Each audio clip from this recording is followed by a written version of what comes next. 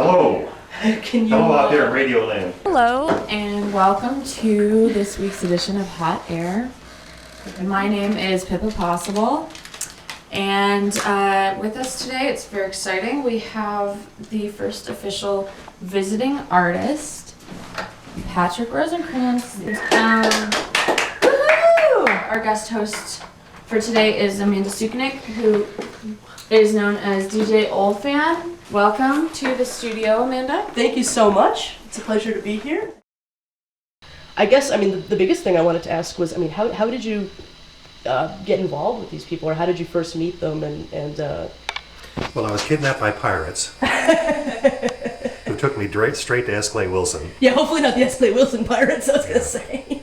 No, I've read comics my whole life. I remember, as a matter of fact, my first memory of reading Pogo the Possum, about 5 or 6 years old. My father had a paperback collection in his library, and I picked it up and read it, and I thought these talking animals were very interesting. And this Okefenokee swamp, does it really exist? And my father showed me a map of Florida, and there's the Okefenokee swamp, or the similar name, and to a 5-year-old it was the same name. Right. And he said, yeah, we can go visit them someday. And I was so excited about that, and you can imagine my disappointment later when I discovered that wasn't true. Oh, no. It was like a Santa Claus moment, you know? Yeah, led me to believe, so, yeah. But I read comics my whole life. Mm-hmm. And then when I went to college at Columbia University in New York in 1966, I started reading the East Village Other, where underground comics basically started. Robert Crumb and Kim Deitch and Spain Rodriguez had comics in that paper almost every week. Mm-hmm. So that's when I started reading them, and I just loved them. Yeah. They were so different from all the comics I read as a kid. And then I went around visiting everybody I could meet. Right. I went to San Francisco, to Chicago, to New York, to Wisconsin, and looked up all the underground cartoonists that I could find. And did taped interviews with them, which I still have today. The same stuff that you're talking about and quoting from is being distributed, so it was very interesting that they... Some overzealous guy in Canadian Customs decided to bust it.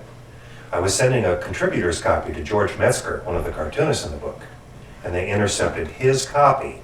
So he called me up and told me about it, but at the very same time in downtown Vancouver was a store selling the book. Right. So they changed their mind later. Oh, and that's when they said it does not unduly exploit sex. And you can imagine my disappointment. So this is the official statement from Canada, is that it does not unduly exploit sex. That's right, it's official. Thank you, Canada. Yeah, Thank you, Canada. Thank you for rectifying that problem. We have some comments that are coming to us online from Sonia and also from Excel. Sonia said she remembers that book and she was an avid East Village Other. Oh, the East Village Other? Yeah. She must be old. Who? Why don't we? And then she wants to know what our definition of unduly exploiting sex is. I don't think we've reached that limit yet. Well, it was real freewheeling, and you could never predict what was going to happen next during the heyday of underground comics. And they never knew if they were going to get rounded up and sent off to concentration camps or what. Yeah. And of course, this was when you started doing this research. Right. So you were in the middle of it. Yep. Right. Oh, thank you. But there are a lot more opportunities now. I mean, they're treating graphic novels as literature. You see them in libraries. Yeah. You see them in classrooms. Absolutely. Yeah, absolutely. Another question from Excel. May I? Yes. Excel wants to know what's your opinion of the dirtier, quote-unquote, stylized comics and the idea that anyone can be a comic artist? All right, dirtiest. Well, that's easy. That's real easy. Felch comics. Now, Felch refers to a particular sex act. I'm not sure I should describe it. You can look it up online. Yeah. Or Urban Google Dictionary. It's an extreme act. A friend of Crispin, what was that? Great American pastime. That slogan on the cover? A load in the pooper makes retrieval just super. Yeah, that's the slogan on the front of the cover.